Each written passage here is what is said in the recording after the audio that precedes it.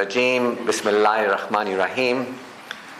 La ilaha illallah, Muhammadur Rasulullah sallallahu alayhi wa sallam. I greet you, my sisters, with the noble and universal greeting of peace, the greeting that has been used by the prophets and messengers of our universal creator, Almighty Allah. Assalamu alaikum wa rahmatullahi wa barakatuh.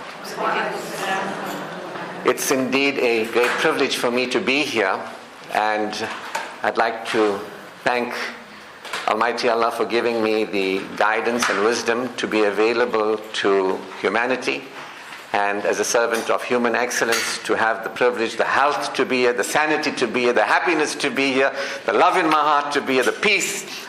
Thanks to Allah for that privilege to be here and to share spiritual teaching, share teaching that is beneficial to us at all levels, that will cleanse our minds, our hearts, because the Quran says when truth is hurled against falsehood, it knocks off its head.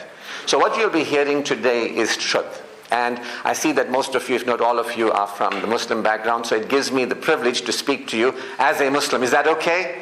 Okay, so that's even better, that we can speak from a language that we understand, and it'll give you more clarity as to what I'm sharing. Because oftentimes when people see me dressed like this, or they see me without my beard, they think, oh my God, where did we come? What are we going to learn from this guy? You know what I mean? Usually if you see the guy, the topi and a nice beard, you feel very safe. So usually people feel very threatened with me. You know what I mean? Some of you maybe. You know what I mean? So I like to reference the verse of the Quran that says that Allah has created us from one soul and created us into pairs, and that He has created from among ourselves partners that we can partner with, and He has put love and compassion in our hearts that we may dwell with each other in tranquility. See? What a thing.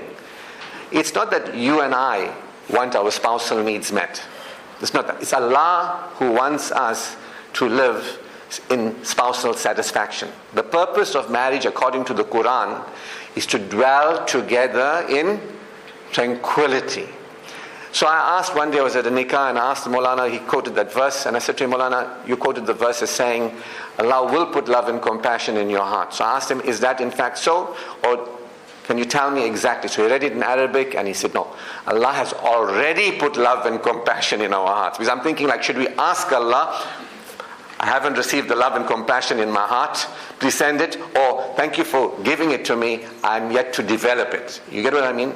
So the purpose for me to get married, Quranically, is to dwell in tranquility, that they are from among ourselves, people, men and women, we can actually be together, extend love and compassion, receive love and compassion, and dwell in tranquility. Spousal love is something that's very important. I mean, when I was doing this program, they said self-love. I mean, so I said, no, I don't talk like that. There's only one love, that is Allah.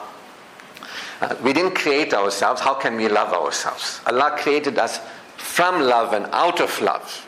You get what I mean? We can only recognize Allah's love for us. I can't love me. I didn't create me. I can't love you. I didn't create you. But I can recognize Allah's love and compassion and Allah's mercy. I can recognize that. And I can extend that to you.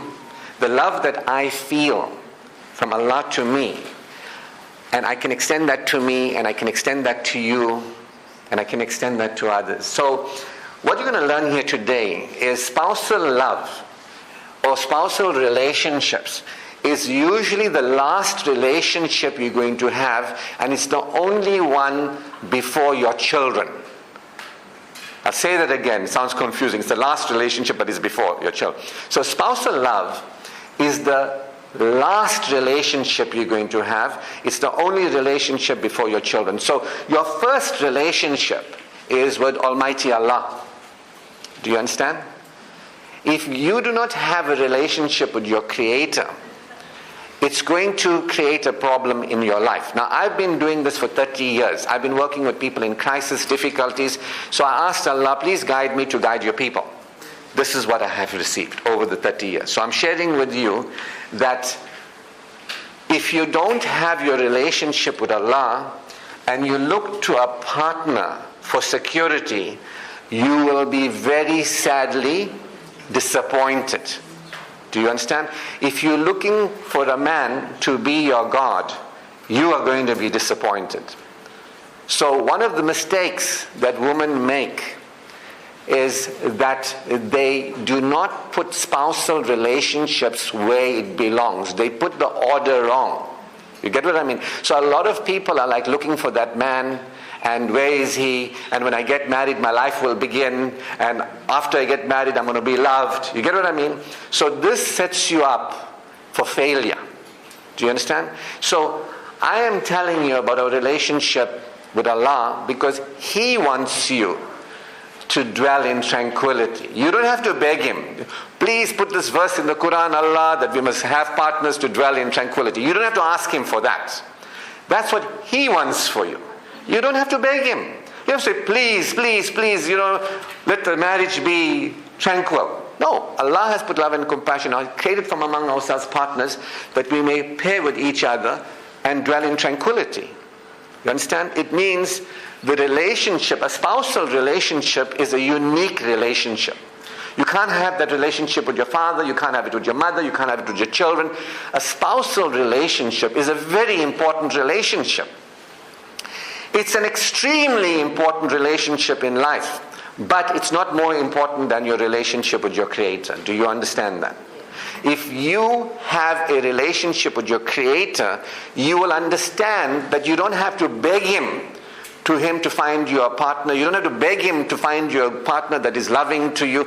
That this is the situation that all human beings have been considered by Allah. You read the Quran, it says, these are my signs for those who reflect. You get thirsty, there's water. You get hungry, there's food. So Allah has created us with needs and desires. And part of that is a man to be with a woman and a woman to be with a man. Do you understand? You do not need to feel embarrassed or ashamed about, I'm thirsty. You do not have to feel embarrassed or ashamed of, I have spousal aspirations. These are normal. Do you understand? So we are going to look at this today in a way that you are going to realize what is the number one mistake that smart women make that keeps them unmarried and may even take them into the never married category. And if you're married and divorced, you might stay there, divorced and never married. And sometimes you get married and divorced and you get divorced again and married and divorced again. You're going to see more and more of this phenomena happening. And I'll explain to you why. Because people don't know the solution.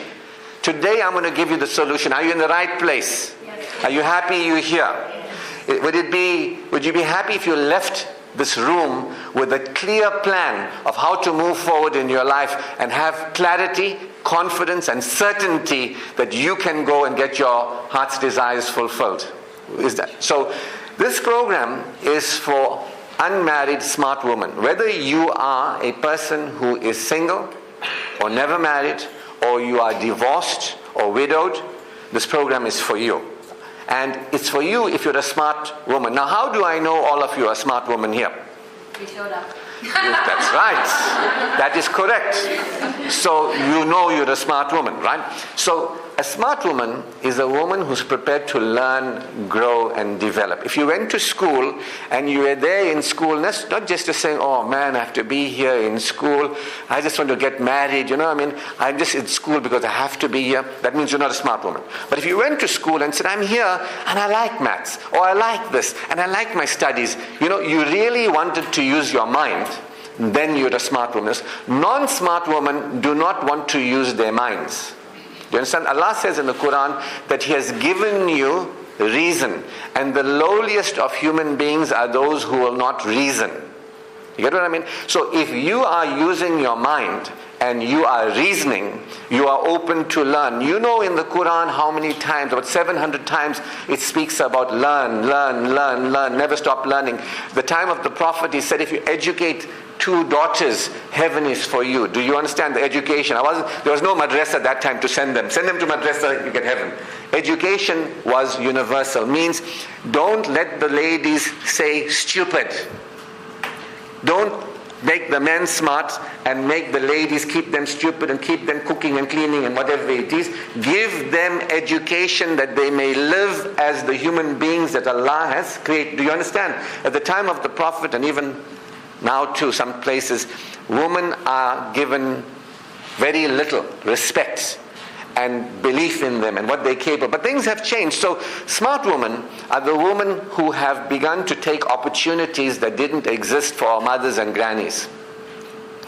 So women have had it rough. Am I right? Some of you know what I'm talking about in marriage and all. You've had it rough, right? I was halfway through my second book when I decided to leave it and attend to the sisters. It was painful for me to keep hearing women call me and say, it's my second marriage, my third marriage, I don't know what to do, help me, help me. So I abandoned my projects and I created this project for women. Do you understand? I began to say that these women, I can just carry on and do my thing, but these sisters, nobody's attending to them in a real way of attending to them, respecting them and giving them the Quran and giving them the Prophet and giving them Islam in a way that, they can live. Because the Quran says, if you have faith and you conduct yourself honorably, whether you're a man or a woman, there is for you a wholesome life in this world. So the Quran is talking to men and women, right? I know sometimes in Durban on a Friday, the men are off and the woman's job is to make dal and rice. The men go and worship, but the woman's job to make dal and rice. Right? I know that, it happens. But that's not what the Quran says. That's not what the Prophet ﷺ said. Women are answerable to Allah just as men are answerable to Allah. Men and women are to develop their iman. You are here, you can get married, but you are not here to get married. I don't know if you all know this. You can have children, but you're not here to have children. What does the Quran say? Why we are here? Did anybody tell? In Cape Town, the women go to mosque, they get educated a little bit, whatever. So do you know why you can get married? While Allah says, don't forget your portion in this world. Spousal love relationships, enjoyable families, this is all good. But why are we here? Who knows what the Quran says? A lot of people just read the Quran in a language they don't understand. The Quran itself says, this is a book for those who reason. In it are signs. This is a book to heal the diseases in your heart. This is a book to liberate you beyond ignorance. People just read it in a language they don't understand. You understand? So, do you know why you're here? Her hand is up there. Yes, why are you here? Yes, convert. I don't understand Arabic. Allah Ta'ala says in the Quran that I have not created jinn-kind or mankind except that they worship me. That's right. So you can't worship Allah if you don't know Allah. So the Quran tells us that remember me. Verily in the remembrance of Allah, hearts will experience assurance. Do you understand? So this is why I'm telling you about remember Allah. If you remember Allah, your heart will experience assurance. You'll feel secured. The word Muslim, a mu'min, means secure. So I'm telling you that your first relationship is with Allah. Now I'm not asking you to act all holy moly and dress the part, and you can do that too. I'm just telling you, in the remembrance of Allah, hearts experience assurance. So I want you to know that you don't have to beg Allah to care for you and find you a man. Or you don't have to be desperate. That's a diseased heart. You understand? That we have worry and we have fear and we think time is going and what if we never get married and what about our childbearing years and all that. We are coming at spousal love or spousal relationships from being insecure. Do you understand why I'm saying this to you? Your reason for being here is to remember Allah, the Quran says. Your reason for being here is to worship Allah. Your reason for being here is to recognize the qadr of Allah, the power of Allah. Your reason for being here is to be grateful to Allah. Everything else you can do too. That is beneficial for you. Do you understand? So I'm not giving you an Islamic lecture. Please, I want you to understand this is a very pragmatic teaching. If you feel worry and fear in your heart is diseased. Allah says He will not change the condition of a people until they change what is in their hearts. So I want you to relax. All the worry and fear you feel and feeling desperate and turning to Allah needily, desperately, you can let that go. You understand? I'm cheering about Allah. Now let me tell you about the Prophet ﷺ. 1400 and how many years ago? I'm not keeping track. How many? 1446.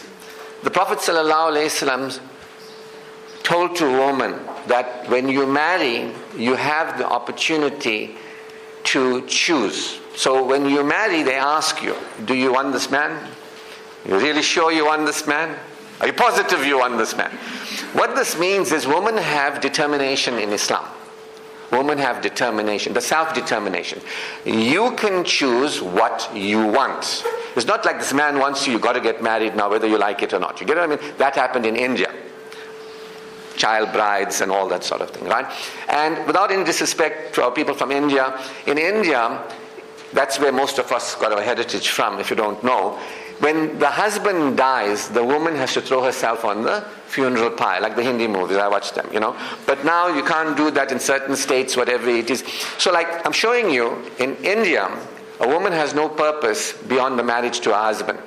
But I'm telling you, Islam, real Islam, the Prophet ﷺ gave women self-determination.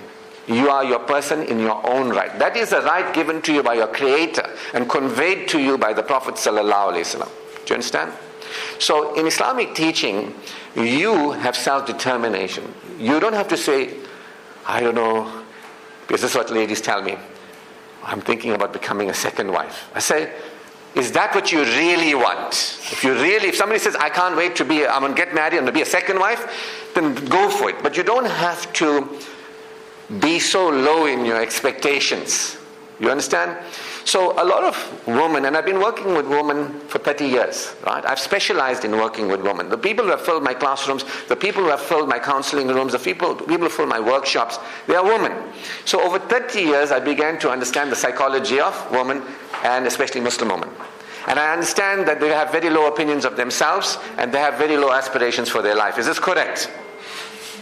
See, so if I come here and I tell you, Sheikh, what shall I read to get married? I say, read this dua. Do you understand? We are not addressing the real problem, which is your level of awareness. I'm educating how many sisters here, how many heavens are there for me? You get it? I'm giving you an education about your Creator. I'm giving you an education about your reason for being on the planet.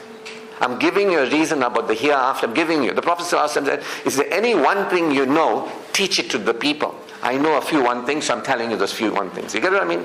So your solution, the reason why women are remaining unmarried and falling into the category of never married, or women have people interested in them and marry incorrectly, is that they are not approaching this subject with premarital intelligence, especially Islamic premarital intelligence. You understand? Did you get Islamic or any other kind of premarital intelligence? Did you? Or guidance? Did anybody tell you what I'm telling you? That look, Allah has made for you halal spousal relationships, but it is the last of relationships. The first one is with Allah. Do not fear, do not worry. Allah finds the way. It's not for you to find the way. Let go of stressing and straining. Remember Allah, feel assured. Did anybody tell you, relax? Allah loves you. He's made for you lawful from among yourself to dwell in tranquility. Allah doesn't want you just to live together. He wants you to dwell in tranquility. Did anybody tell you that? So the problem is, women are not educated premaritally. Do you understand? And they are marrying repeatedly, creating problems. So I hear sisters all the time, this is my second marriage, this is my third. It's embarrassing. So I asked them, would you want to stay with that man? She said, no. They say no. I said, so you're happy to divorce? She said, yes. I said, so it's not a problem. She says, but it's shame. People are looking at me. So some of you here who have been divorced might know what that feels like in society. It didn't work out the first time. It didn't work out the second time. Now you're worried, I'd rather not go for the third time. Rather deprive myself of my spousal love relationships. Only because nobody gave you the education. That is your birthright. You understand? So you have not been given the information you require for you to marry correctly. Do you understand what the real problem is? The real problem is not men are bad, men are dogs, men treat you badly, I'm a victim, he's a narcissist. That is in fact true to some degree. But that's not the reason why you are not experiencing spousal love. You are not giving and receiving spousal love. Your husband or a man has got nothing to do with your married life. Do you know that? So if I asked you the question, so why do you think you're not married? Why do you think you've fallen into the category of never married woman?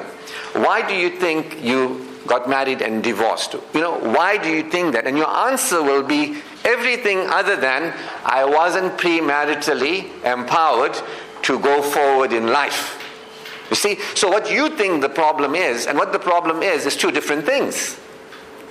If somebody never got the recipe to cook and they try to cook and it flops, do you blame them? They're trying their best. Give them the recipe with their own trying their best. That'll be the best meal. You know what I mean? So I want you to understand, it's not your fault. It's not society's fault. It's where we are in the transition as the world changes. I was speaking to Mrs. Jamal early on. Myself and her family go back, decades, especially with her late husband. And what a legacy he has created. I was there to see him build it and be part of it. And she continues. It's amazing, right? These are people who have supported the education of people. I've been there. I told her, as I pledged to the late Riaz Jamal, I said to her, I'm here. I know you and I know you here. I'm here for our sisters. I have a solution to a certain group of women. So if you're not a reasoning woman, I'm not your if you don't want to educate yourself premaritally, you come into, if you just want to know what's the dua to read so you get your Prince Charming, this is a very infantile way of thinking. Do you understand? It's an infantile way of thinking. Are you in the right place? Are you happy you're here? Are you feeling the realizations coming in? Because we're only getting started. In the next hour and a half or so, you're going to leave here with the clarity. You're going to understand, I'm so glad I came. Shaitan was whispering, stay, it's a rainy day, you're going for breakfast and all that. And lucky you said, A'udhu Billahi Minash Shaitan, and you were here. You understand? You'll be saying, I'm so great, and for free. You know how we like for free things? You know what I mean? You know what I mean? And you're going to go and you're going to tell everybody, y'all so stupid, y'all didn't come. You all missed out. It was about 2,000 rand worth of value, but it's priceless what you got. You got education from a real brother who cares, who's telling us the truth that liberates us. Real education, that we are now not living ignorantly, superstitiously, desperate and dependent on men. We depend on Allah. Do you understand?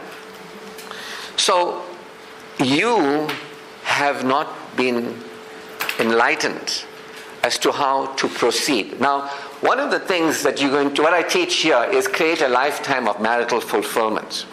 I'm not talking about just getting married, right? People trying to get married, anybody want to get married, and then they get divorced, right? Because they're not saying what they want. I want marital fulfillment. Now, some of us are saying, what is that? We've never seen it.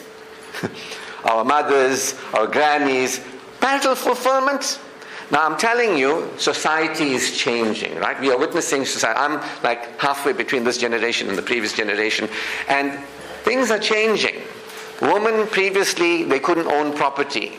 Women previously, they couldn't allowed to drive and all that, right? Now today, women owning property, some women make more money than men, right? Things are changing, and some women are taking these opportunities that are available today. And other women are not taking these opportunities. So what you're going to see is two groups of women emerging. One that are going to be doomed to repeat the cycles of their mothers and grannies, and another group of women that are emerging to say no. I mean, how many of you would love to have the marriage of your mother and father? Okay. 2 in a whole room of, 50-something, 60-something, right? So, which are those 2? Okay, can you tell me something, those 2? The 2 organizers, let it be on record, the 2 organizers for these other events, right? Troublemakers in the room, you know what I mean? So tell me something, are you living a life unimaginable to your mother? Let's start with you. Are you living a life unimaginable to your mother? Like your mother, when she was growing up, she would never ever consider, like some people, their mothers never drove, right? Their mothers never went to school, or their mothers never got a university, they never made their own money. Are you living a life unimaginable to your mother? So your mother is somebody you would want to model. So that makes sense. You get what I mean? And you as well, are you living a life unimaginable to your mother? Certain things, yes. Okay. So now this is exceptions, right? Not all of us. Now, my mother's here. I want to thank my mother. My mother always told me, that's my mother by the way then. So she told me, she said to me, Ashraf, go look and learn from other people. She didn't tell me I know everything, learn from me. My mother was wise enough. She cared and she loved me as best as she could, but she also knew her limitations. And she told me, go and learn from people who know. So I'm grateful for that. You get what I mean? I'm grateful for that. So some of us have had parents who were pioneers 20, 30 years ago who have taken leadership role. Mrs. Jamal is in a class of her own. You know what I'm talking about, right? As a couple, as a husband, they're in a class of their own. We're not talking about that, right? So if you are living a life that your mother would never understand, if you have your own resources, your mother never had resources. If you have a career, your mother never had career. If you've been taking opportunity, you got your own business, a home-based business, whatever it is, a life that your mother never understand, can you go to your mother and ask her for marital advice? Can you go to the people that she went for marital advice and ask them for marital advice? No. Because you are living a life unimaginable to your mother and her support system. Do you understand that? Who you got? If you got all this, let's say you're doing well in your business and you got all this money, your mother never had a cent, your father gave her every cent she had. Can you go and ask your mother, how do I invest this money? You can't do that. Can you go and ask the Molana who's getting paid from the trustee every month that amount, can you ask him how to invest that money? You can't. So there's a problem in society where women who are moving with the times, who are educating themselves in certain ways, who are taking opportunities and developing themselves, they have nobody to turn to. Do you understand? That's why I'm doing this work. My work is a solution. It's my proprietary solution. This is a unique teaching. Of course, it's based on the Quran, it's based on the Hadith, it's based on Islam. But it is a unique teaching from my 30 years of experience in the field, working with women. And these kind of women who are learning, growing, who want to take responsibility. There are some women who want somebody to take care of them. They want to be taken care of, right? This is our mother's generation, not all our mothers, right?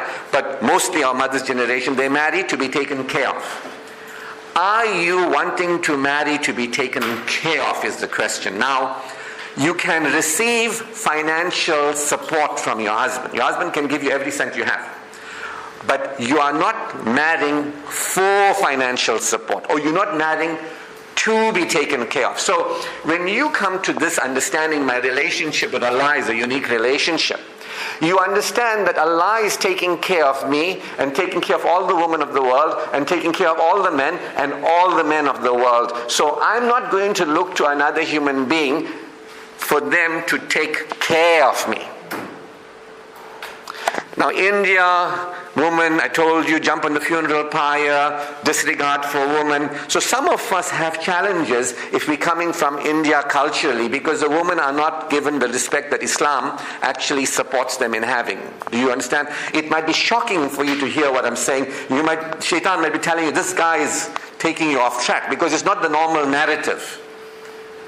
We usually hear information from people, like, understand this, right? India, when Islam came to India, there were Hindus there, right? And then the Hindus were gurus and pandits. When Islam came there, the guru and pandit system continued. And our Muslim teaching is coming through a guru pandit system, right? So the guru says, don't go to Allah. Auzu billah, no. Auzu guru. Come to me. Don't read the Quran. I got religious expertise. Right? Now, if that expertise is not empowering you, you got a problem. Do you understand what I'm saying to you? So we got to have our first relationship with Allah. Not with me, not with you, not with the guru, not with the pandit, with Allah. Not with the husband, not with the wife, not with the children, with Allah. Allah is unique. beyond the creation. The Prophet ﷺ was a human being, the light to humanity. He guided us to Allah. You understand? So you got to build your relationship with Allah. Now some of you might say, but I read the Quran in a language I don't understand. I'm very religious. I'm worshipping. I'm going up and down, whatever. Do you actually have a relationship with Allah that when you remember Allah, there's assurance in your heart? That's what I'm talking about. Because if you don't feel that, you will be looking to people, including husbands, to make you feel okay. No husband is going to make you feel peace. If you turn into a husband to feel peace, you're looking the wrong way. It's in the remembrance of Allah that hearts find assurance. If you have a relationship with Allah, you will be a woman who is at peace and can share your peace with your husband. Do you understand? Now a lot of women are not at peace. They over-depend on their husbands. You can receive financial support, but you don't depend. We are created to depend on Allah. Now that's another class I give at another time on how to build your relationship with Allah. But for today's purposes, I want you to understand that you right here, right now, are in the care of Allah. He is spinning the earth on the axis. You don't have to spin it. Your husband, future husband doesn't spin it. Your parents don't have to spin it. The Prophet didn't have to spin it. The Maulana doesn't have to spin it. Allah, it is because of Allah I exist in this moment and I continue to exist. Do you understand? It is through Allah's mercy I'm a human being. The Quran says we have created you as the highest of creation, the most noble of creation, Islamic teaching, Ashraful Makhluqat. And the Quran says we have preferred you over other creation that you may give thanks. We created you in the best of molds compared. So the Quran speaks about those who fail to recognize Allah's gifts and they are kafuran. Satan stands in the way and he renders the people kafuran. Kafuran comes from the root word kufar, which means a denier or concealer. Do you understand? So you got to actually realize that no human being is actually caused me to be and continues me. I live and I die because Allah has caused me, and I will be raised up again because of Allah. The Quran is guidance for humanity, for people, all people, that we may learn, grow and develop. Allah's mercy is upon us. Do you understand? You got to have a relation. If you're thinking about a man or a partner without first saying, thank you Allah that I am alive, you gave me mind to reason, there's education like this, we can develop ourselves. If you're not feeling good with Allah first and you're approaching marriage, you got a problem because your heart is diseased. You see that it's not going to work. You wonder why I can't meet the right person, I meet the wrong people. The Quran says for men pure there's women pure, and for women pure there's men pure. For men impure there's women impure, and for women impure there's men. The Quran says let believers marry believers. Do you understand? So you have to ask yourself, I take the liberty because the Muslim audience talk to you like this. When I talk to other people, I don't talk like this. I have a different way of talking to them, which is the same thing, but not the same language. So you got to ask yourself, am I a believer? Now some of us say, but I read my Quran, I go for Hajj and this.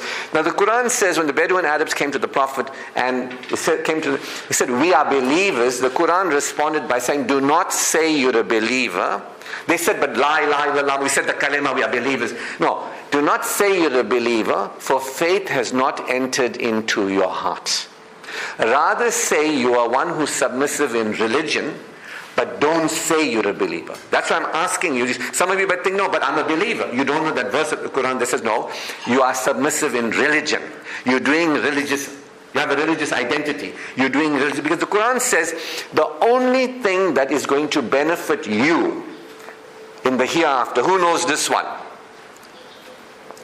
Gurus and Pandits won't teach you. They want you to go to... The Quran tells us that to cleanse your heart. Only those who bring to Allah a cleansed heart. The Quran is a healing of the diseases of hearts. Do you understand what I'm saying to you? If you do not cleanse your heart and you die, that is the worst thing. There's no worse thing than that. The Quran says neither your wealth nor your children is going to benefit you except those who bring to Allah a purified heart. So I'm saying to you, take your attention off this. Say Allah, thank you. It's in the Quran. It's my right. You have thought about me to live and dwell in tranquility I want that. Yes, we want that. But my first focus is on you. Remember Allah and feel assured. Let go of worries and strain. It's not for you. The Quran says not for you to find a way out of your problems. You're thinking, how I'm going to find him. Maybe the second one, I'll be a third one too. You're trying to figure it out, but I can't see anybody. You're depending on your own mind. You're overthinking it. You're worrying yourself. That's shaitan. The Quran says, say A'udhu Billah. When that happens, say A'udhu Billah. I claim refuge with Allah from Satan the accursed. You see? So you got to understand that I'm in a situation, either I want to get married and I'm not getting married, or I've been married and it never worked out and I'm overthinking it and I'm worrying, I'm thinking like there's no Allah for me, He's not here for me, I'm denying Allah's giving me. This is a birthright as human beings. He wants for me to dwell in tranquility. You get what I mean? Let me relax. So you have to come into a place of peace. You have to come in. If you feel stress and distress around the subject of marriage, you are making it worse for you. You come across as desperate. Bad things happen to desperate people. You get what I mean? So, you got the first relationship. Does this make sense? That you can relax? You didn't create you. You didn't have to figure out that you need a husband. You don't have to spin the earth on its axis. There is a universal power. If you're not Muslim, there's a universal power, one that is not a human being, that is not anything in creation. There is one power because of whom we are, because of whom we continue, who has considered us. Do you understand? You got to come back. Auzu, come back. Come back to peace. Come back to peace. In the remembrance of Allah. The Quran says, when you remember Allah abundantly, you will attain success. You get what I mean? The Azan says, come to prayer, because if you come to prayer and come to what you'll come to? Success, falah. People are going to prayer left, right and center. I don't see peace. And you know what the Quran says? The Quran says, woe to those who stand in prayer, but whose hearts lack the smallest of kindnesses. Do you know it says that? I can imagine them teaching that verse in Mia's farm, whacking the children. And still, let's go, salah, stand in prayer. You know what I mean? But their hearts lack the smallest of kindnesses. You know what I mean? The Quran tells us there are those who say they believe in Allah and the last day, but they don't believe in Allah and the last day. They lie to themselves and they lie to the believers thinking they lie to Allah, but they only lie to themselves. In their hearts is a disease, and that disease is expanded. They are astray, they are left to stray, but they perceive it not. I'm not telling you anything from me. I'm telling you from the Quran. Go and look and read. Do you understand? So you might be thinking, oh, but I'm a believer. But you're not a believer. You're submissive in religion. You might be thinking that I say I believe in Allah and the last, but your heart is diseased. And that disease is expanding. Do you know people who are not nice to be around and they get worse over time? It's a diseased heart. To come back to Allah. In the remembrance of Allah, hearts find assurance. And when you remember Allah, you will experience success, felicity. You understand? Are you happy you came? Yes. You will have your husband, I guarantee you. You'll have your unimaginable life, I guarantee you. But that's not the most important thing. This is. With this, you'll get that. Do you understand? Okay, so we're moving on to the next relationship. The next relationship is the relationship you have with yourself and your body. It's very important that you focus on Allah first, then you focus on you. The relationship you have with yourself and your body. Now I know Allah is compassionate. Somebody says to me, what do you know? Which madrasa you went to? I say I only know one thing. Allahu Akbar. Allah is supremely great. Allah Ar-Rahman. That's all I know. I know Allah has guided my heart. The Quran says when you believe in Allah, He guides your heart. Do you understand? That's all I know. That's my madrasa. The Quran says the truth, when hurled against falsehood, knocks off its head. The Quran says truth is self-evidence. It doesn't need qualification. You can recognize it. When somebody tells you, and if you're open to reasoning, you will recognize truth. You don't have to be brainwashed into truth. You get what I mean? So, your relationship with yourself and your body is very important. Now, I'll tell you what. If you're not at peace and you marry, the heart is diseased. You're going to marry a man who's diseased heart as well. You get what I mean? If you're not at peace, you're going to sabotage that marriage. You, nothing is ever good enough, nothing, and you can destroy a marriage. You get what I mean? Or you get a man who's not at peace. You have to be at peace. You have to know Allah is forgiving. Allah is not only the fair and the just. Allah is the forgiving, the favoring. Life is not fair. Allah is not only fair. Allah is favoring. See, what's your opinion you have of Allah? Now, if you follow the guru and the pandit, not very good. Live in fear and all that sort of thing. But if you have a relationship with Allah, the Quran, the Prophet, you will come to recognize Allah is merciful. We human beings went astray. Adam and Eve. The Quran tells us. Adam and Eve went astray. Inspiration was given to the Prophet Adam. And Prophet Adam, peace be upon him, asked for repentance, forgiveness. The revelation came down. There you and your people will stay until guidance comes to you. Those who receive the guidance, they will no longer fear and they will no longer grieve.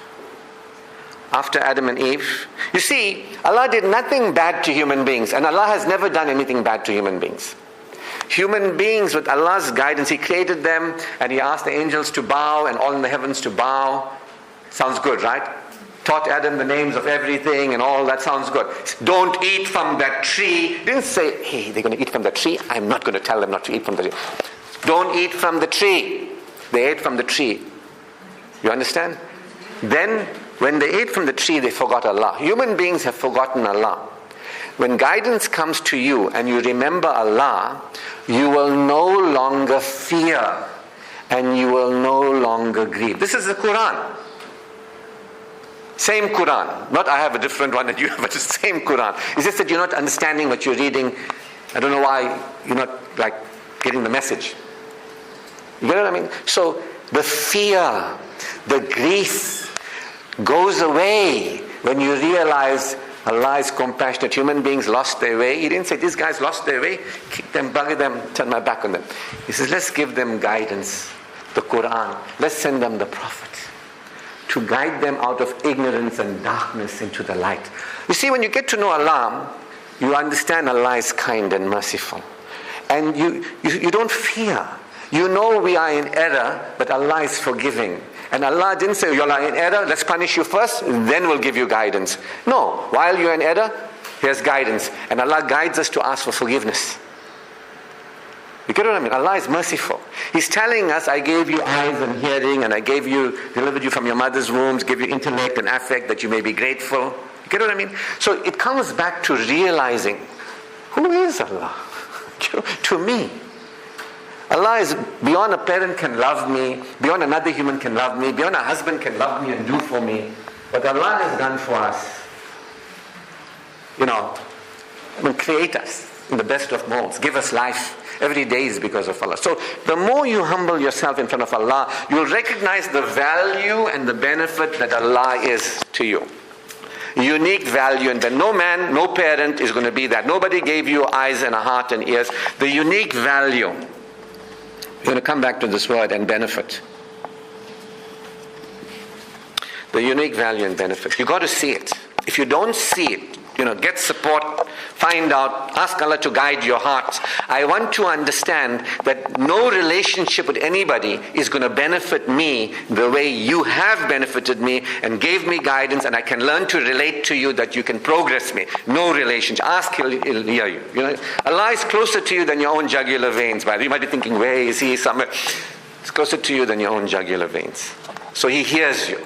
And He responds. The Quran says, when the believers ask about me, or the servants ask about me, tell I am near, I am immediate, I hear the supplication of the supplicant when they call upon me. Let them respond to me. See? That when you respond to Allah, you say, Allah, I acknowledge you, I stop everything, I drop everything, and I understand that no human being can do for me what you have done for me and does for us. You have blessed us. You do that. And it takes you beyond this world. It takes you in a state of peace. That I can trust you. The Quran says, say to the believers to put their trust in Allah. Allah is worthy of trust. When you praise Allah, He hears you.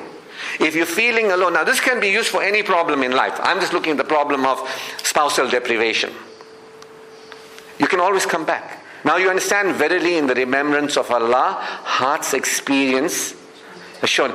Not this is how many times must I read it, let's forward this message, nice, read this. Do you understand? It's practical, it's pragmatic, it's empowering. Are you feeling the difference? Do you understand? When guidance comes, education comes, the light comes, the darkness goes away. Is the darkness going away with you? Are you realizing that you haven't been educated? Are you realizing you're living in your life from informed only by your mind, but not informed by your intuition? Do you understand? So when you understand the value and benefit that Allah is to you, you can then understand the value and benefit that Allah has given you, that you can benefit you and your body and your life. Human beings have been given the ability to benefit themselves. I can brush my teeth, which is what I do. I floss even. You understand? I tongue scrape as well. The breath is fresh. You know what I mean? But imagine if we couldn't do that. When you go to the toilet, bathroom, you can use water and wash. You can keep yourself clean. Now this is really what the Prophet was always all about. You understand? The Prophet was about being. Being. We spoke about being aware of Allah and experiencing peace. Actually being aware. Not just reading this, reading that. A believer is one who is aware.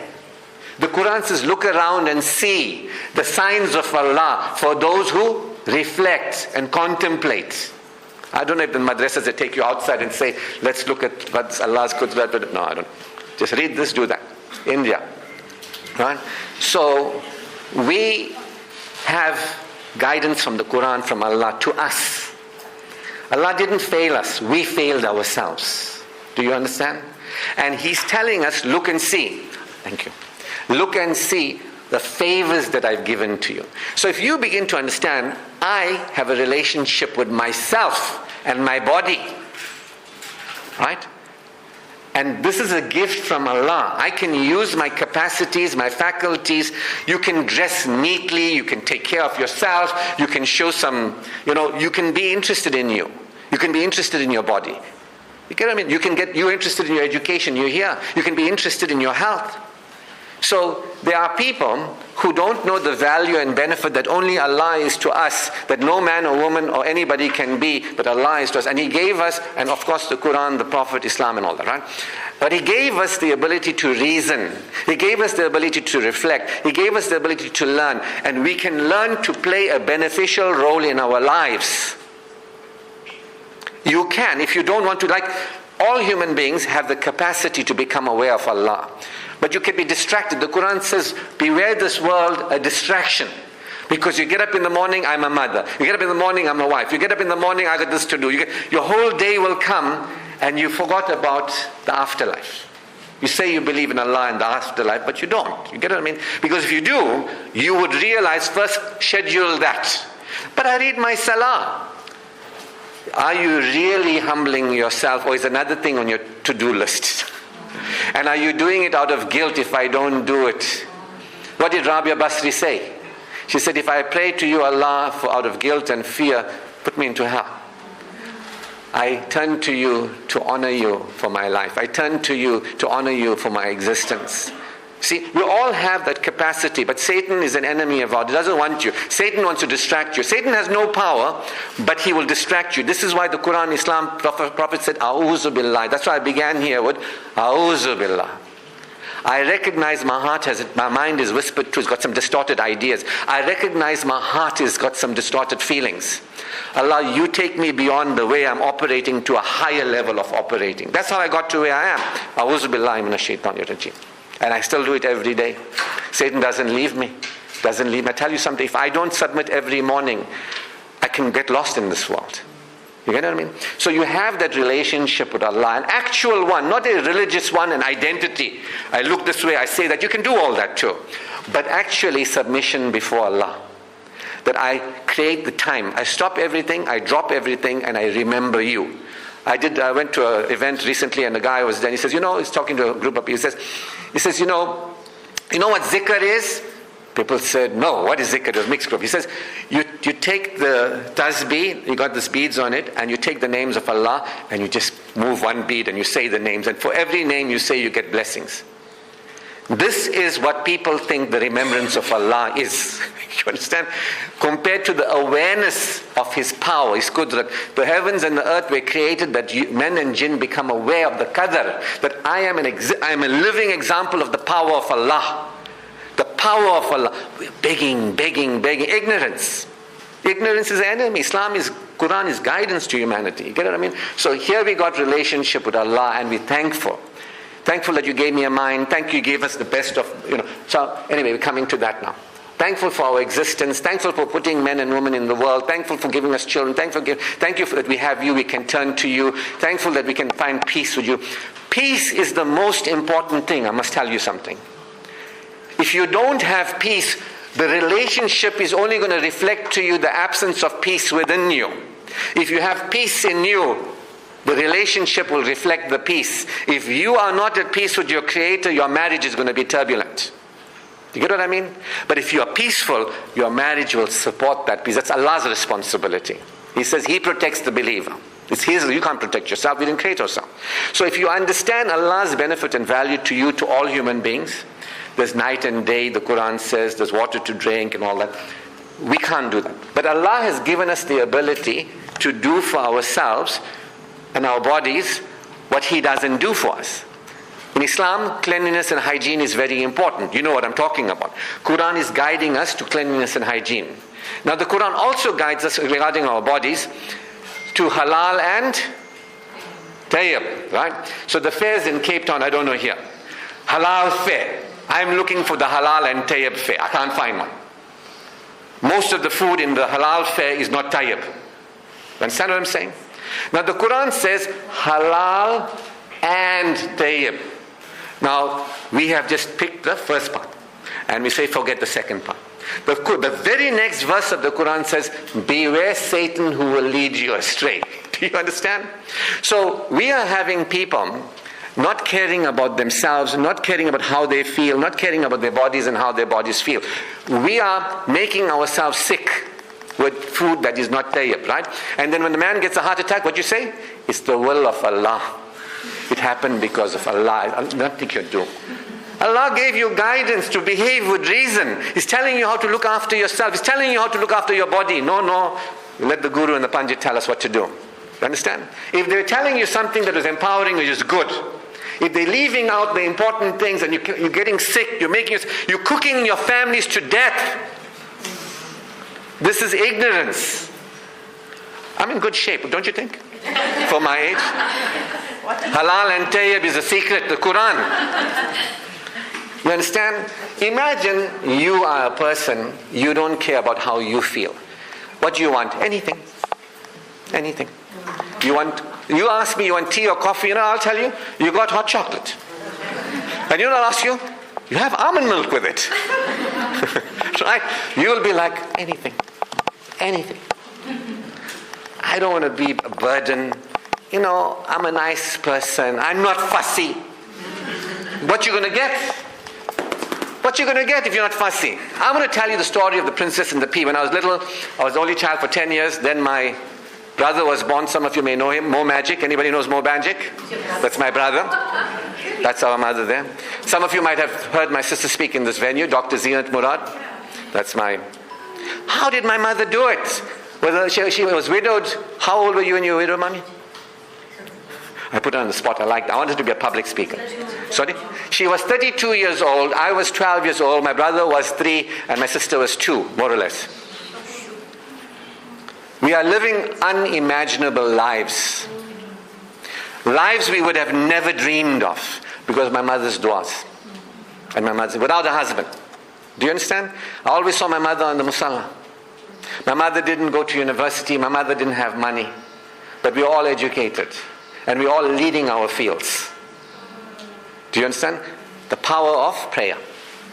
The power of... You might think, no, to be success in life, you have to get money and you have to get this and that. I can't, I don't have those resources. It's not about resources, it's about being resourceful. The Quran is guiding you to recognize your resourcefulness. Don't cook your families to death. It's not good. You know what I mean?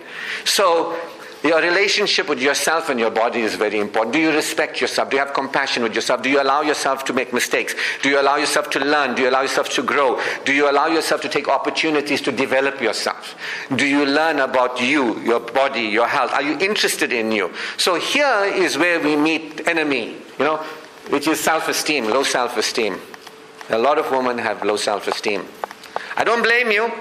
The history, where we're coming from, and how women have been treated and all that sort of thing. You shouldn't want, you shouldn't desire. You must be desirable, but you mustn't desire. That's not Islam. That's not Islam. Women are respected in Islam. Women are our mothers, our sisters. That's why I'm here talking to you. If you're nobody, I'll ignore you. I'll go and make money. Charge big bucks for a presentation like this. You get what I mean? But Islam is here, liberation for us all. Not only for this world, but for the next world. So if you understand, the Quran is teaching you about self-respect, how to learn, look for knowledge, education, develop yourself, take opportunities, look after your body. Because if you don't have a relationship with yourself and you don't have a good relationship with your body, when you get your man, you know what you'll be doing? He's looking at all those other women. I saw you, you're looking. You'll be looking through their phone and all that sort of thing. You know what I mean? All that nonsense starts happening. Because you don't feel comfortable with yourself. You don't feel good about yourself. And that can happen the other way. Men who are just padding it up, that just getting bigger. And the Prophet, I was surprised.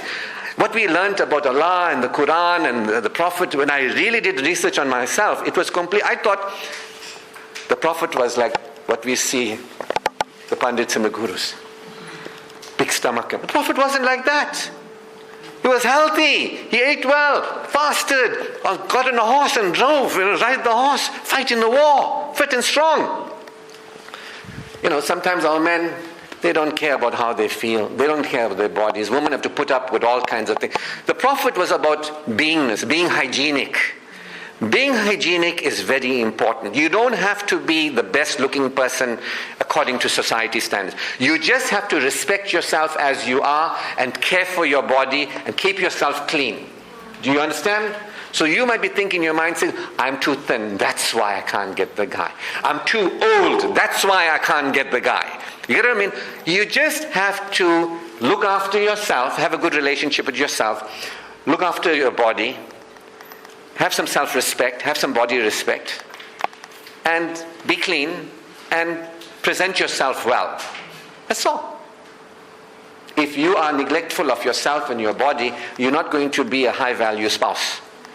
You're going to get sick unnecessarily because of your bad habits and all that sort of thing. Which man wants some woman to be a burden to him? Or the other way too, which woman wants a man to look after a man? I told you that Allah is looking after all of us. We got to learn to care for ourselves and our bodies. Allah is taking care of all of us, including the husband and children that's going to come. We don't have to take care of ourselves, right? Allah is taking care of His creation. We are His creation, in His care, for those of you who understand. However, He has given us the ability to be caring to ourselves and our lives. That is ourselves, our bodies, and our lives. That is our relationship. So are you a believer? And are you progressive in life? The question is, are you a progressive person? Are you today you got on social media, you got these lovely ladies organizing talks on mental health, this, that, there's opportunities our parents didn't have. Are you taking advantage of it? Are you developing yourself? Are you taking opportunities to be progressive? If you're not taking it, it's okay, but it just means you're not going to be of value and benefit to you and your body, and you're not going to be of value and benefit to your life. Are you interested in your tomorrows? Are you interested in next month, next year? Are you interested in your afterlife? Do you understand? I got plans. For the next 25 years, I want to take this out. I want to support a group of women that become leaders in their own life and lead the society. If you are interested in this, please send me a message. If you want to become a leader for your sisters and for your daughters and other people, and you want to know more about this, this is what I want to do, part of what I want to do. I want to actually teach people about how to relate to your Creator. I've been doing this for a while. I want to teach people how to be progressive in their lives. And part of it is, I always tell my mother, think about the next 10 years. Tell Allah what you want. What are you living for? What are you expecting? A lot of people say, I'm waiting to get married so then I can start living. You're already living. How's it going in your life? No, I'm waiting for a man. This makes you unattractive, I must tell you. You get what I mean? If you're caring for yourself and your body and your life, you are in your life, you're a human being, and you are interested in you, whatever it is, developing yourself, building your life in whatever way. Maybe you're starting to walk, do some exercise. Maybe you're saying, how can I monetize my hobby? You get a life, you start being progressive, you start being prosperous, you start thinking, okay, what do I want for me 5 years from now, 10 years from now? You start thinking about life. What do I want for me in the afterlife? You have that kind of, you're a person. You're not just sitting and waiting to get married. You get what I mean? You are already living as a progressive person. So do you understand that you can be of value? You can make dua. What do you want for you next week, next month, next year, 10 years from now, 20 years from now, inshallah, in the afterlife? You can focus on your life, not other people's lives, right? I don't know how people got time. I focus on Allah, I focus on myself, I focus on my body, I focus on my life every day. I have people in my life, relationships, So, I don't know how people got time to gossip and talk about everything else. Where do you find the time? You're obviously abandoning yourself. People who are gossiping and wasting time with everybody else are missing out on the opportunity to draw closer to Allah. And I'm not talking about doing the religious thing, I'm talking about real spirituality. I'm talking about in your heart, cleansing of the heart and all that sort of thing, in a real way, not in an ideological way. I'm talking about learning to respect yourself, your body, learning to respect your life, participating in your life. Because when you start doing this, you start becoming a high-value spouse. I'll be with you. You become a high-value spouse. Do you understand? Because this is what we're talking about, value and benefit. If you don't recognize Allah's benefit and value to you and all human beings, if you don't be a value and benefit to yourself, if you don't be a value and benefit to your body, if you don't be a value and benefit to your life, what's there? There's no you. Who's the person who's going to marry? You want to have a role-based relationship? I'll cook and clean and look after the children. Those days are gone. Who wants to still wish we could go back and live like that? You can't, even if you want it. You can't. Life has moved on. It's the next generation to begin to look at the changes and take it and be real Muslims. The Quran says real Muslims are the people that other people look to and admire. Now, if you live like that, imagine how admirable you'll be. Imagine how admirable Muslim women will be. Imagine how admirable real Muslims would be if you live like this. Now look at how we're living when we have diseases in our hearts. Look at how we're living when we don't have a relation. Look how we're living when we destroy our bodies and get out of shape and all that. Look how we're living when we neglect our lives and just waste our lives. Look how we're living. You get what I mean? There's an option here, people. There's a way, there's a real way, there's a solution. I'm giving you my proprietary solution. 30 years of working with people. This is my solution to you. It's not for everybody. It's for people who want to learn, grow, and develop. The whole Quran is about learning, growing, and developing. The whole Quran is about this. It's like for a person, be clean. The Prophet said when you use a toilet, leave it cleaner than when you got in there. I mean, imagine that. Right? Hygiene, personal hygiene, all that. The Quran is telling us gambling, waste of money. I mean, right? All these things like alcohol, waste of money. But not only waste of money, destroyers of families. It's not like Allah just chose a few things, you all mustn't have that. Look at the whole picture. It's there to benefit society. You get what I mean? It's not just a religion, this is wrong, that is right. See the big picture. It is uplifting humanity. It's here for you to live a better life in this world through your death and beyond. Now, those of you who are smart enough to start realizing this is good and I want to follow this and be beyond who I was. I can live like how ignorant, uninformed. So this is for women who are smart, who use their reason, who can understand. You here, you can get married, you can cook food and you can become a foodie and whatever else you want to become. But you're not here for that. You're here for spiritual development with your Creator. This is called Iman. Not just I'm a Muslim. Don't say that you're a believer if faith is not entered into your heart. You have an option to have Iman, to actually live with Iman. And the Quran says before the Prophet Muhammad, peace be upon him, before Islam, there were believers among all people, among the Jews, the real believers. So don't ever think, Iman only came after the Prophet.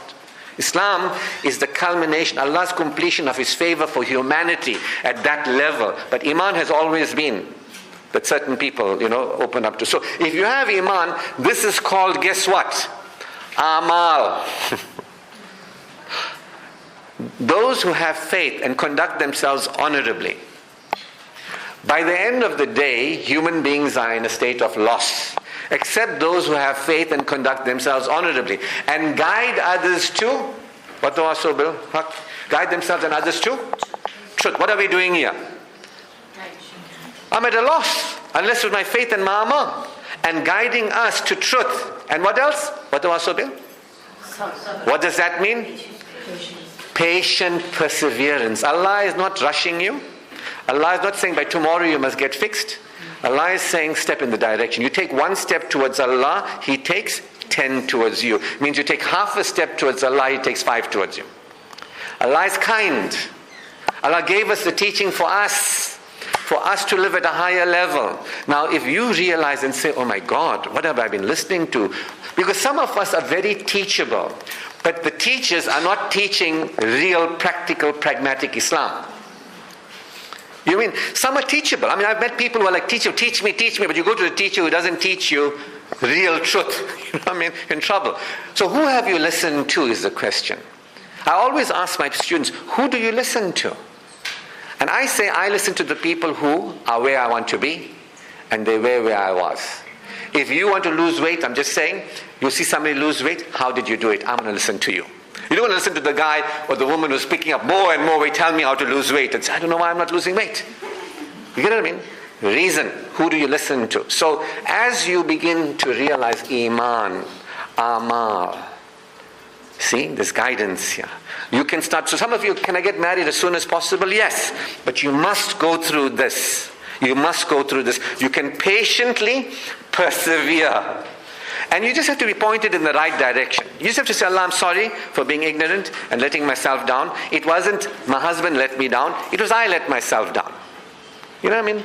I didn't know who I was in Islam. I didn't know what's possible for me. Because the point I want to get you to understand is you get yourself soulfully married. You get yourself, not, so women are waiting, right? They're wanting. So one of the mistakes that women make is, I don't have a man. I don't have a man. They're focusing on the absence of a partner. I don't have a man. They're in a state of wanting. Where's my man? I don't have a man. Where do you think there's a man? I don't know. I give up. They're focusing that I don't have somebody, and that what you focus on expands, right?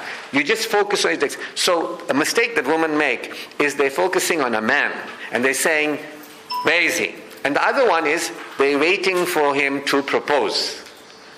See? So people who don't know what I'm teaching you about, they think a woman just can't go and propose a man. A woman is dependent on a man, must find her and must marry her. If a man doesn't come to you and marry you, you can't do anything. How many of you were thinking like that before this? What were you thinking if you're shaking your head no? Because this is how we think. When you're growing up, the samosa run comes, whatever it is, or you meet somebody, you're like sitting there like a wallflower waiting to get married. Nobody, if I ask you why are you not married, nobody came to me, nobody likes me. No, the reason why you're not married is because you are not following the solution.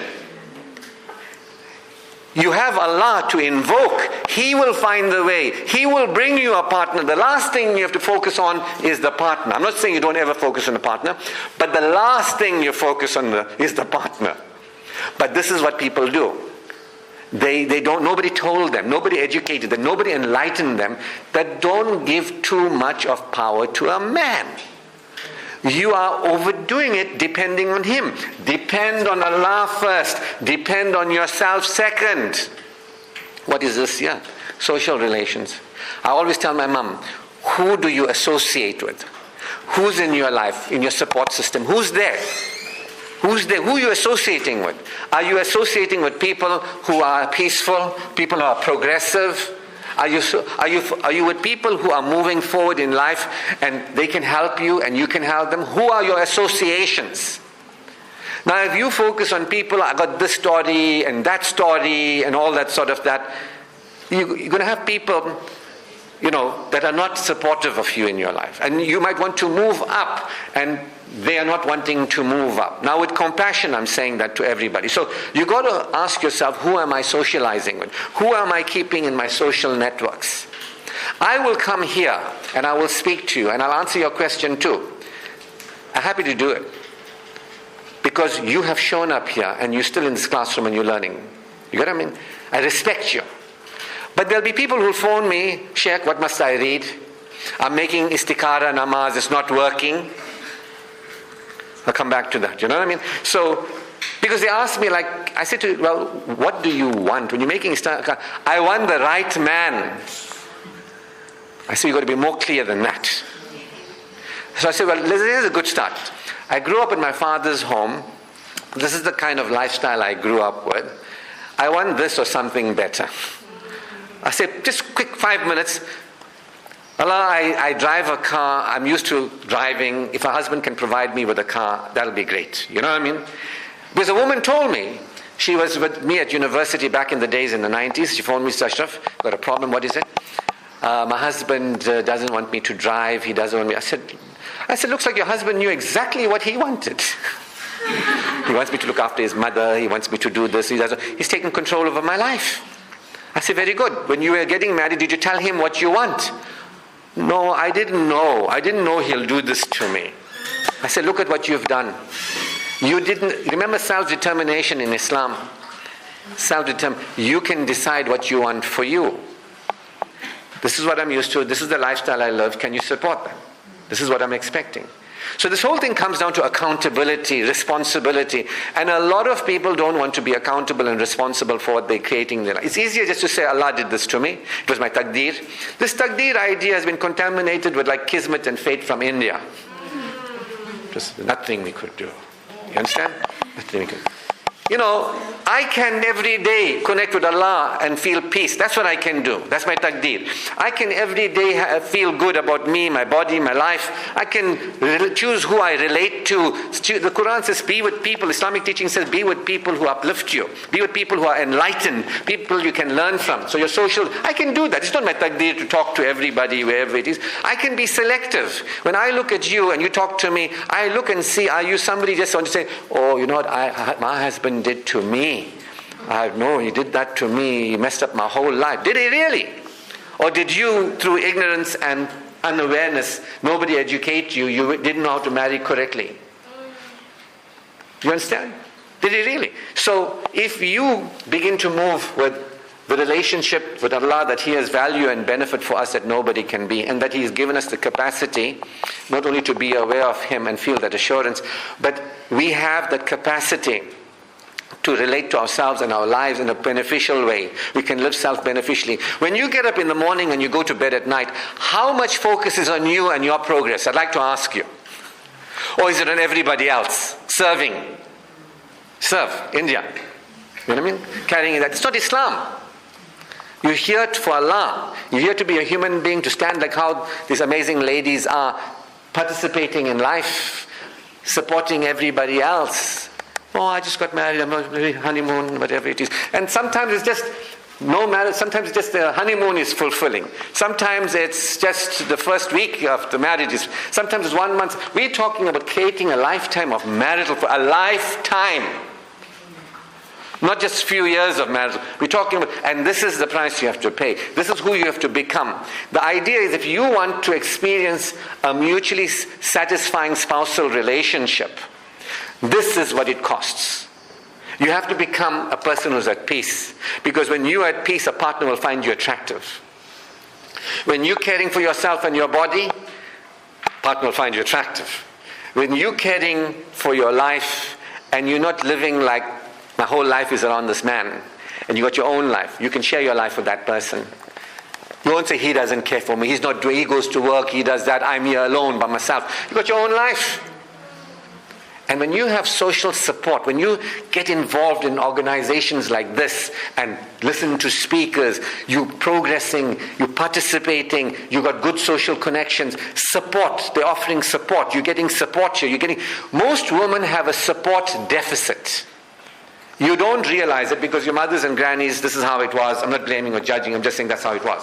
A support deficit is that you won't let yourself be supported by somebody else. You see, I am addressing a support deficit by educating. Now imagine if you didn't get this education. You'll have a support deficit. So women don't realize the importance of connection. And so one of the things that I work with is like mutual support. Like when we heard about the lovely work that Momentum Makers is doing here, my team in Cape Town, there's Rabia, you'll meet at some time, Adina and Antonia. These are women from Europe, literally from Europe. We have come together and we started doing this work on live. You can attend it live on Skype every month. We usually have it if you want. It's free, 90 minutes. There's YouTube videos you can listen to and get the whole philosophy. You can hear us there. So when we saw these ladies doing this sort of thing, we said, wow, they're talking about legal matters and talking about other things and this and that and that. We don't do any of that. But this is what we do. Let's get in touch with them to see if we can. We'll benefit them, they'll benefit us, ultimately we benefit you. So that's what we do. We work with mutual. So that's how life is. Success in life is not I'm alone and I made it the hard way. Success is teams. People coming together. I mean, Hasina, after years I'm seeing her. But it was such a, I was sitting there last Sunday. We had an event. You were there? Who else? You were there? You were there as well? Oh yes, you were there as well. So I was here, I came to see my niece, Noura. She's about 5 weeks old. And so I came to see her. And while I'm here, I'm on the phone with my team, and I say, I'm here, let's do something.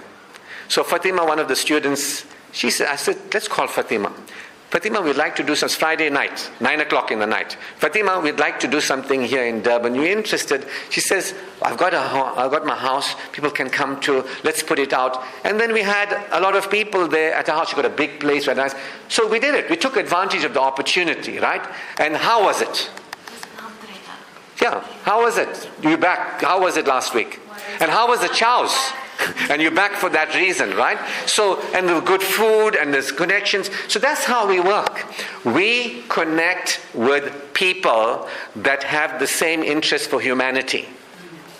And everybody is a part of a jigsaw. You get what I mean? And that's all we do. Some people want to be independent and all that. We say, okay, that's where you stand. It's all. But we want to connect to add to everybody's. What we do best. What they do best. We're going to come together. So that's what we did. And then I'm there, I'm thinking, I'm here, Allah. I'm in Durban. Durban. Sometimes but I changed my opinion of Durban. I must tell you after this trip. Because you are here.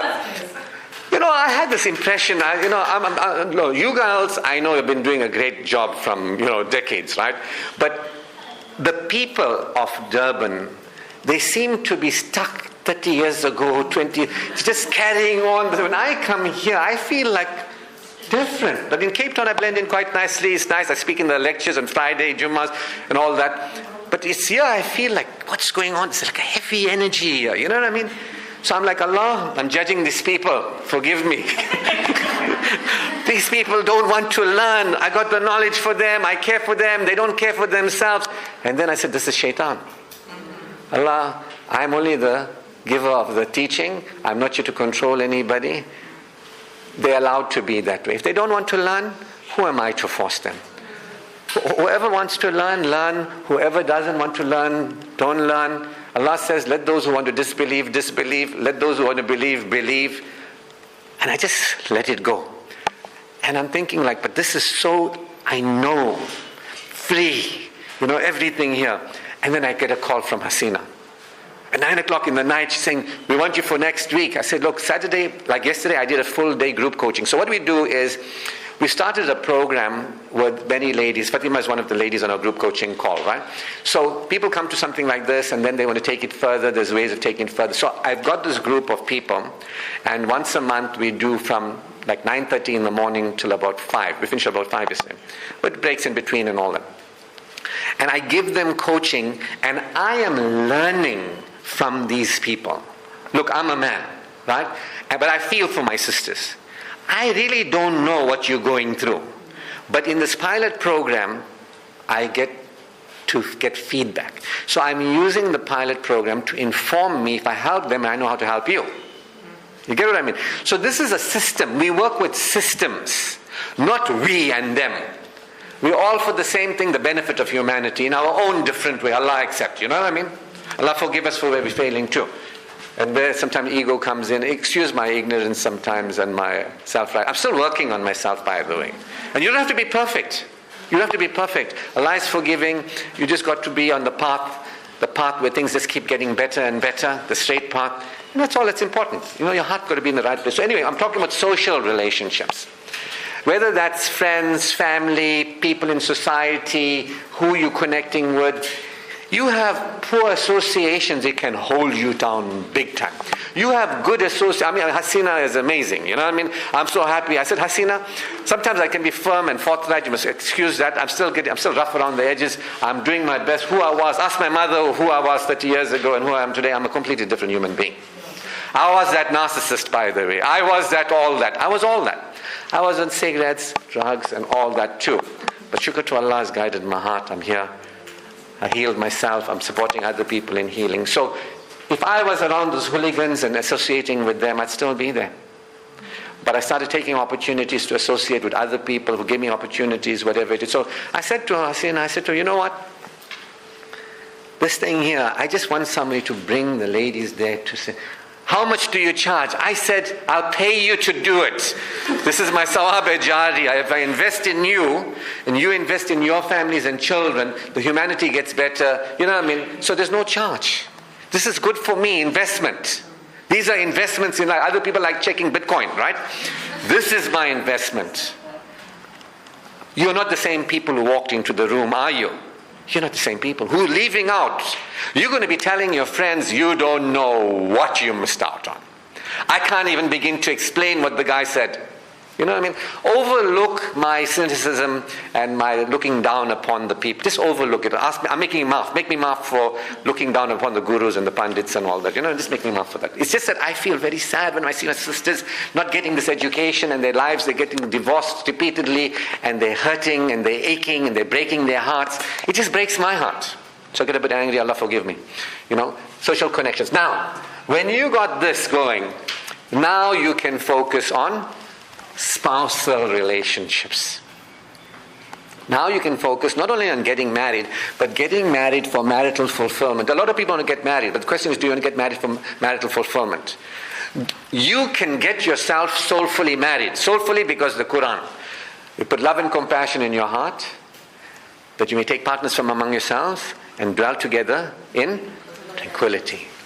So ladies tell me, some young ladies about 24 years, she said me, I never got married. I said, like, how do you meet people? Samosa run, they come and see me. I'm so scared, she says to me. I'm listening. This is what I'm telling you. I'm telling you the horrors that I get to hear, that the gurus and the pandits just shun these people. Yeah? Just make dua. You know what I mean? There are women going through horrors. They turn to agencies and organizations. They get silenced. There are women on Chachima, Chachima, what's that? Nanima. They're saying, my husband is very deeni, but I get abused in every possible way. Take them off the chat. I say, how can you be deeni but get abused in every possible way? Something not right with that picture. Woe to those who stand in prayer, but their hearts lack the smallest of kindnesses. Quran. So anyway, I said to her, when a man comes to propose you, the way you tell him is like this. Tell him, I'm interested in a Quranic marriage. If you're not interested in a Quranic marriage, let's not talk further. What is a Quranic marriage?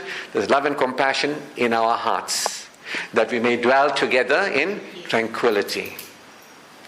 I said, you tell her that. She's got parda and all that. It shouldn't be like I'm telling her to, say something from a Western psychology textbook.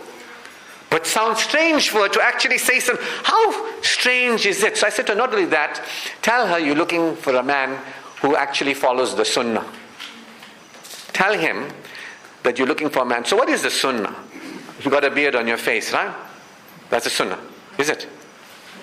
The Prophet distinguished himself from those who had shorter beards and those who had longer beards by having a first-length beard. He distinguished himself. He was showing that he's different from other people, and this is a different way. When your pants is above your ankle, it means you're being humble, because at that time, the people who had flowing gowns were arrogant and he didn't want to be with them. He distinguished himself. When the Prophet used miswak, he was being hygienic. The Prophet was fully focused on being humble, being friendly, being optimistic, being hygienic, being sensible. I wrote this book about 2 years ago, and you can all get a free copy of the PDF version if you want. I'll tell you how to get it shortly. So this book I wrote as a PDF to give to everybody, to humanity. It's 25 years or so working with people to tell them what's the solution. What's my solution? It's called the 5 Beingnesses Path to Personal Fulfillment. I'm fulfilled in my life. So the 5 Beingness Path to Personal Fulfillment. It's subtitled, Live Your Best Life by Being Your Best Self. Live your best life. That's what I'm doing. Woo-hoo! I know you're not allowed to show a lot of joy and all that. Forgive me. But I feel very happy. You see, when you connect with Allah, sorry, I'll get to you just now. There's one sister and then you. I said, don't says who? Oh yes, okay. I know in those in the back in the corner there are different people. I know. We did the same. Anyway. When you focus on being a believer, right? Not just being a Muslim, but being a believer, you experience being secure. The word mu'min means secure. So I am more secure than insecure because I'm a believer. I'm actually secure. When they asked the Prophet ﷺ, tell us what it means to be a believer, he said, one whom everybody is safe from. I'm not going to gossip about you. I'm not going to steal things from you. I'm actually going to give you free PDF if you want it. You know what I mean? I'm not going to take from you. So you can recognize a believer because they are secure. They remember Allah, they're conscious, they feel safe with Allah. They know that Allah is all they need. And they know how to make dua and get what they want in life. I run programs for years, how to make dua so that your duas are answered. I'll even tell you about how to make dua to get your spouse. Would you like to know about that? Yes or no? Why? Don't even say. You don't want to know about that. So anyway, beingness, being secure. Being secure is the basic beingness. If you're not a secure person, if you don't realize I'm currently insecure, I'd like to become more secure. How do I become secure? You've got to become secure. And then when you be interested in yourself and your body, and your life, you are being self-full. Self-full. Not selfish, not selfless, self-full. You are being progressive. Right? And when you connect with the right people, you are being, in terms of being with people, people are being with you. When I'm here talking to you, I'm being myself. I'm not a teacher, I'm talking as a person, I'm being myself. So being is something that has been not taught about in schools and universities. We know about doing. We know about having. But we don't know about being. So I wrote a book about being. And so it's about recognizing that whatever the Prophet did, what was he being? When he was petting the orphan's head, he was being kind to the orphans, When he was being playful with his friends and his wives, he was being. So if you support being, you can be with somebody else and enjoy being with them. And they can enjoy being with you. Instead of, I'll just cook and clean and my partner doesn't appreciate me. This kind of role-based relationships, role-based. So what we're talking about here is you being aware of Allah and experiencing being taken care of by Allah. And you being caring to you, your body, your life, you being that. And you being with other people and have socially uplifting relationships with people. Now you are ready to focus on spousal love. It's the last relationship. Because by being all that, you have defined yourself as a person who's high value. We are talking about marital fulfillment, and what we're talking about is being a high value spouse to a high value spouse.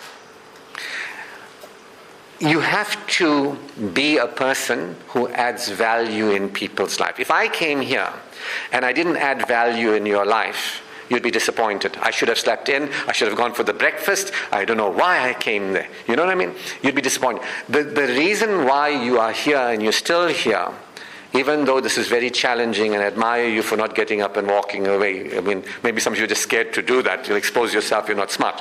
You know what I mean? But so it's really of how much value you recognize, absolute value your Creator is to you, that I can see I have received from my Creator. Guidance, even though human beings went astray, He gave us guidance. All this is in the Quran, although we're not aware of it, but it's there. There's a way for us through the Quran, through the Prophet, to live in this world and enjoy the life of this world through our death and beyond, right? You can recognize the value of guidance. You can learn, grow, and develop.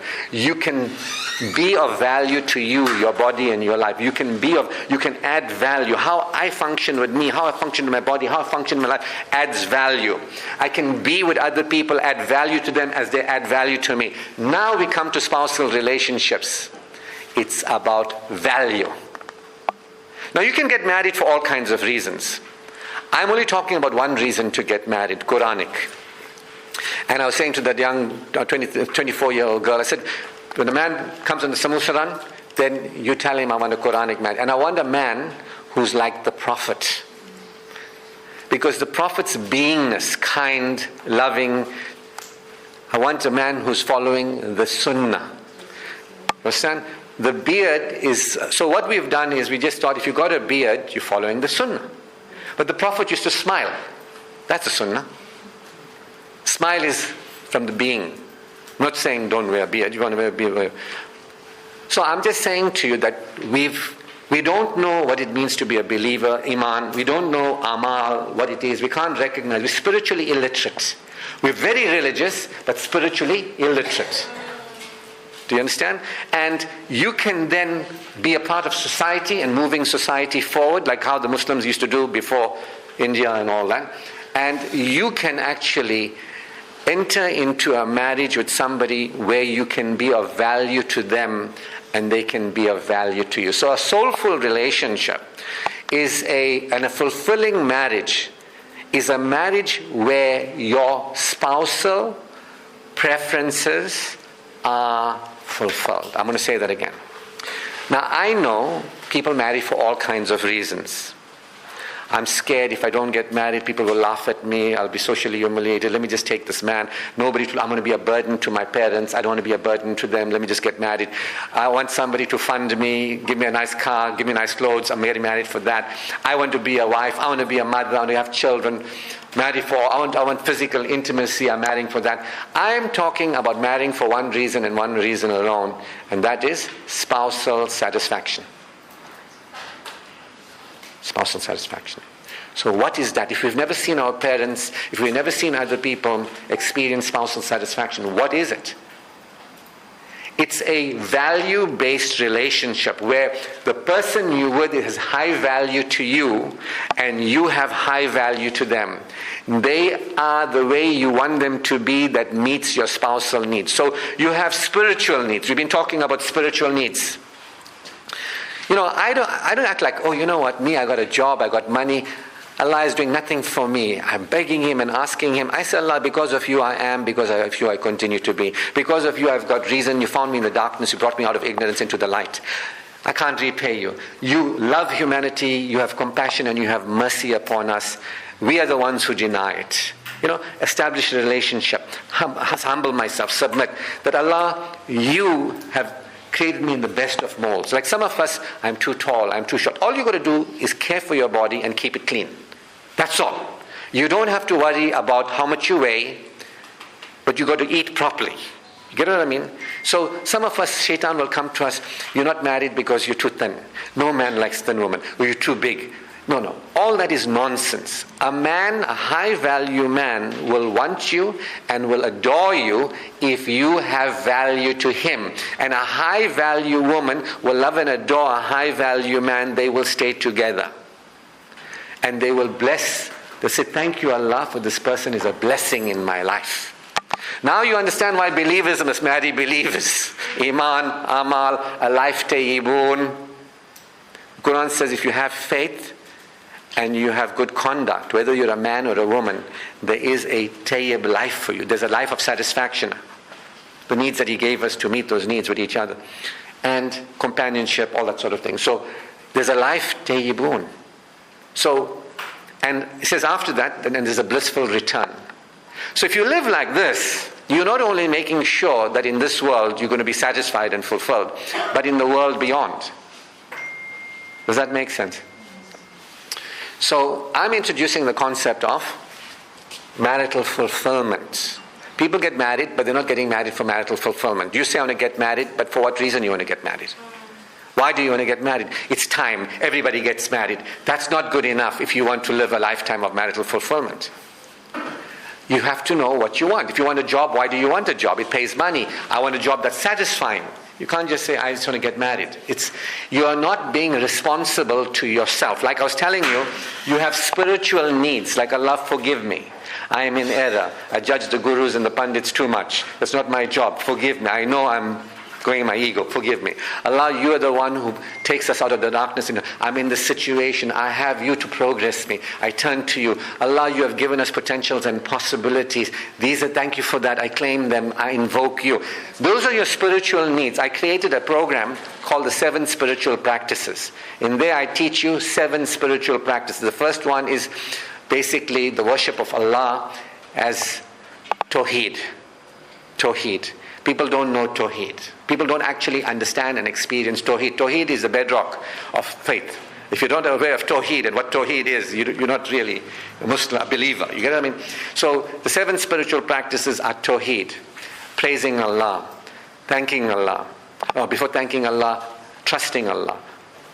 Thanking Allah, invoking His forgiveness, and the last 2 is practicing patience. Allah is with those who practice patience. And the Quran tells us to be the most patient we can be. And the last one is to make dua. So you can see, I've been talking with Allah for a long time. Believe in Allah guides your heart, right? So you got to know that there are certain things that you can turn to Allah for and He will fulfill you. One of that is to be spousally satisfied. As a believer with Iman, Amal, a life tayyibun, you'll find you another believer with Iman, Amal, a life tayyibun. You don't have to worry about that. So these are spiritual needs. I can't fulfill them. A husband and wife can't fulfill them. A parent can't fulfill them. Children can't. Only Allah can fulfill you that way. Then there are needs that you have, that you got to respect yourself and meet your needs. Your body has needs from you. You got to have sleep. You got to look after it, clean it, whatever it is. These are needs that you can meet. Your life requires something from you. You got to think about your future. You got to think about what you want. You can't just waste your time. Your life requires from you. Then there are things that we can connect with friends and other people, and we require support and give support. And then come spousal needs and preferences and desires that only a partner can fulfill. I'm trying to tell you, you don't just get married forgetting about spousal needs. What are spousal preferences? Have anybody told you about this? Have you been told this? I'm going to tell you today. Are you still happy you came? Are you even happier? Very good. Because now is the crux of the matter. This is what you want to know. This part is called personal development. This first part, relationship with Almighty Allah, relationship with yourself, your body, relationship with your life, social relationship. This part is called personal development. When I do my work, I have actually spiritual development and personal development. Now comes spousal development. I can't teach you about spousal development if you are spiritually underdeveloped and if you are personally underdeveloped. Do you understand? There's an order in this. So now is the part that is the real interesting part. And it's a part of marital fulfillment.